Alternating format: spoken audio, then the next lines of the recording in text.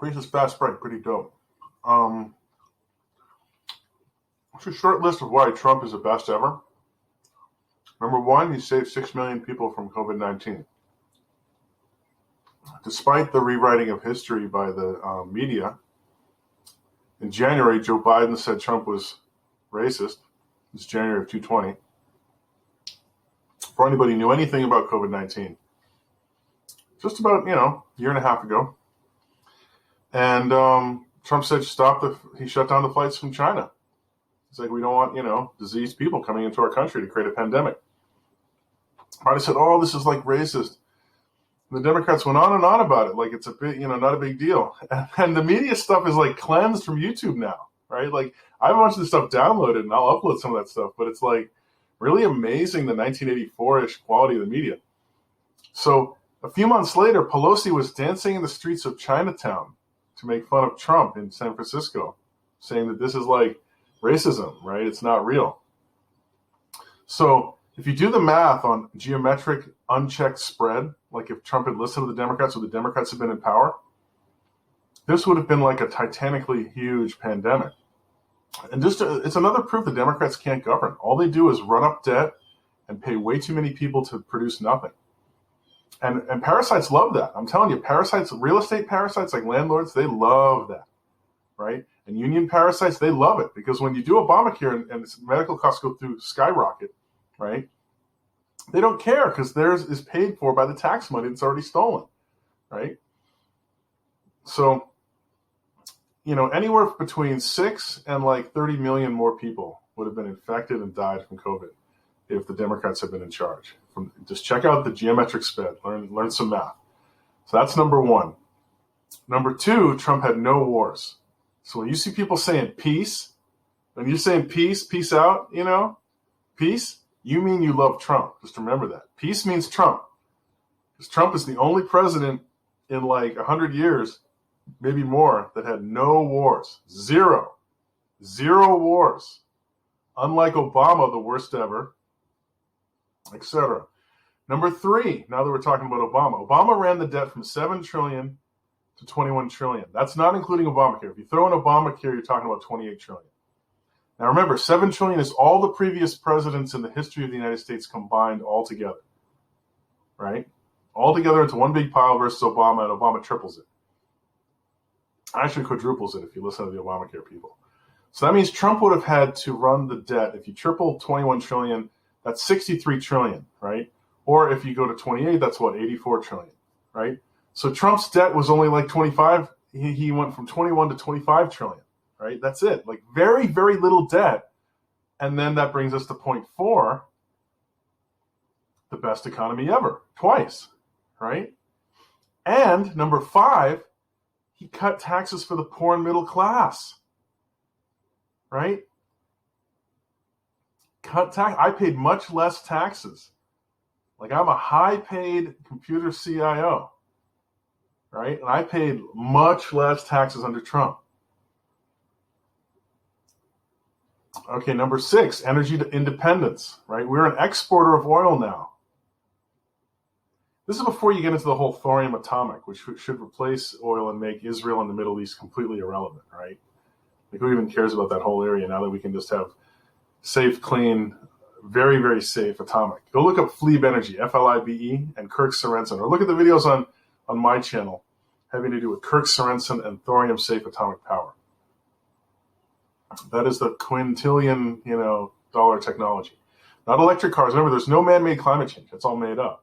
So the government forcing people to not use the internal combustion engine is taking over industry by usury bankers. What else? Number 7, deregulation, which allows production to continue apace and makes everybody richer. Because remember, in the end, manufacturing is the source of wealth. So the order of importance should be manufacturing, engineering, and then science is under engineering. Science is not really important. Manufacturing is important, and engineering, not science. Remember that. We should shut down the universities and schools. We should have a baby permit. Okay, no unwanted baby should ever come to this world, and there should be no single moms just having a baby instead of a job, getting paid to have a baby that no one wants. That is totally wrong. We should have a baby permit.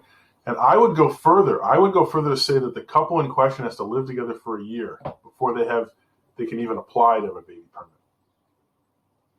to make sure that like they're compatible long term. Because you have far too many women that have sex with a guy who's drunk or something that's way better looking than them because their ego is huge. And finally they get a guy that they think they deserve, but they're really way below that guy looks level wise.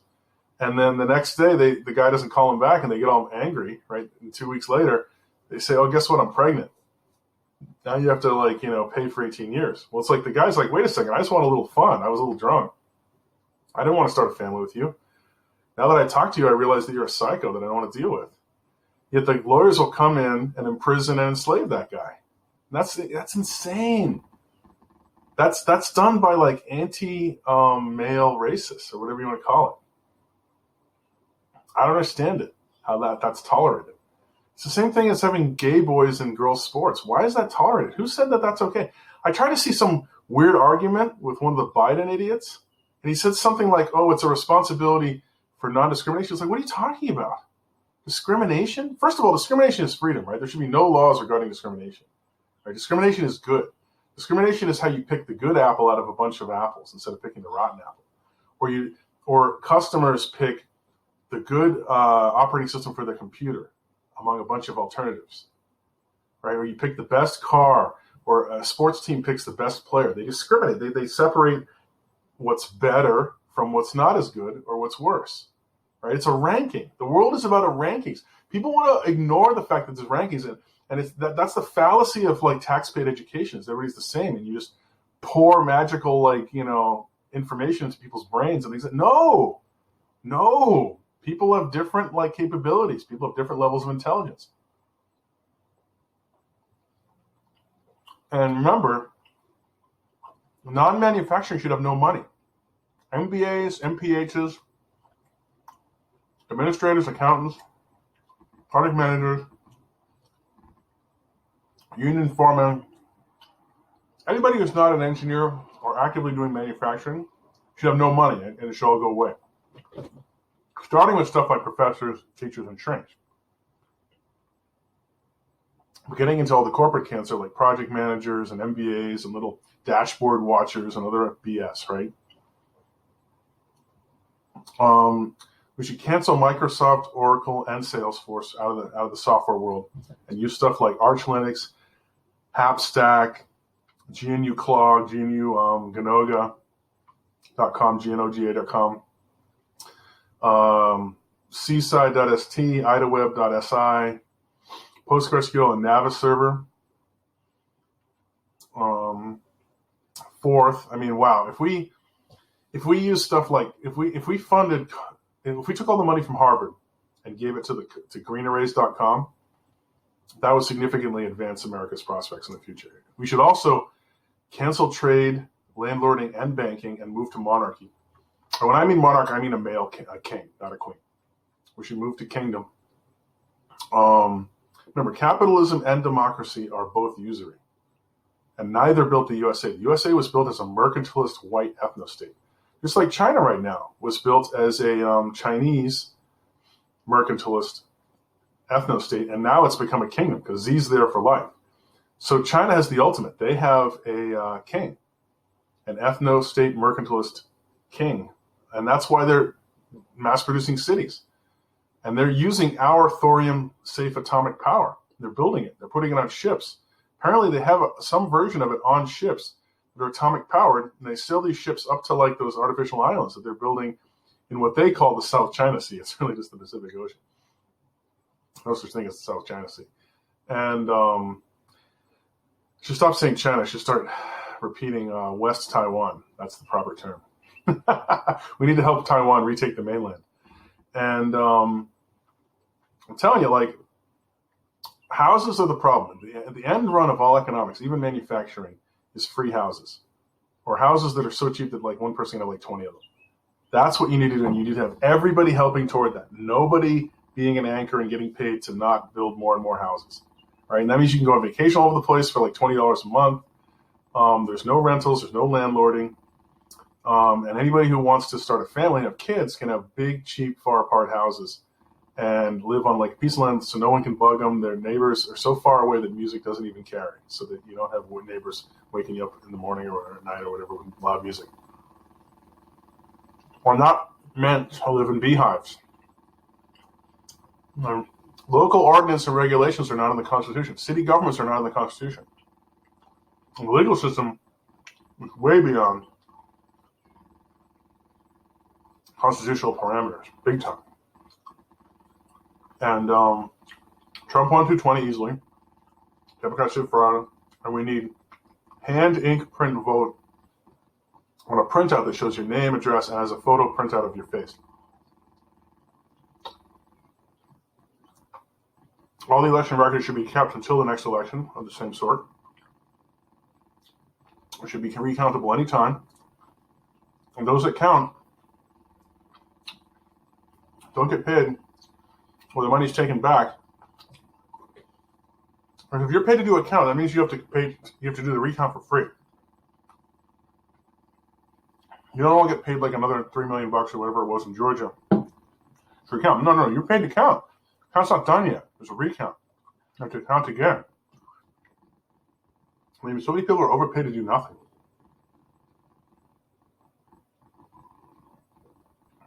So, it's going to have feedback from the speaker here. Turn that off. So, any country that ends trade, ends banking, puts manufacturing above engineering and engineering above science, cancels universities and schools, has the engineering combine do its own projects and its own research, uses free software, supports all foreigners, foreign workers, illegals, migrants, refugees, and their kids. There's no anchor babies. Only if you have two legal parents are you a legal citizen. There's no more immigration. In fact, you work toward reducing the number of people. The baby permit can help toward that. Druggies and criminals you deport to holding areas in places like Siberia or Africa or wherever you want to contract with. This whole thing of like I remember I heard Sheriff Grady Judd down in Florida, who's a great sheriff that's cleaning up a lot of crime down there. Very pro-gun guy. He's like, don't do crime in my, whatever you call it, town or what do they call it, like a county, I guess? Yeah, don't do crime in my county because most of my citizens down here are armed and they'll just shoot you. And it's totally okay to shoot you. It's not a crime.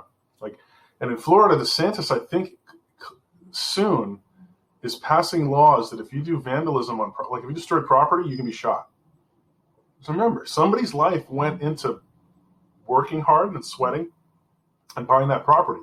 If you have nothing, or you're a druggie, or you're a riot looter, or BLM, or Antifa, any of these terrorist groups, and you go start baseball batting someone's car, you're basically baseball batting part of their body, right? That's an extension of their body. Their life went into that car, into getting that. And now you're destroying it, and you don't have anything to pay it back, even if we capture you. Another thing is, if you flee from the police like these riot mobs, they should just be rounded up. You should have tranquilizer darts, first of all. But second of all, if you don't, shoot them in the leg. And that should be totally legal to shoot them in the leg. If you flee from the police, it should be totally legal to shoot you in the leg.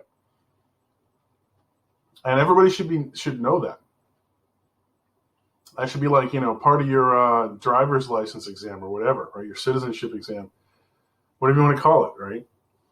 All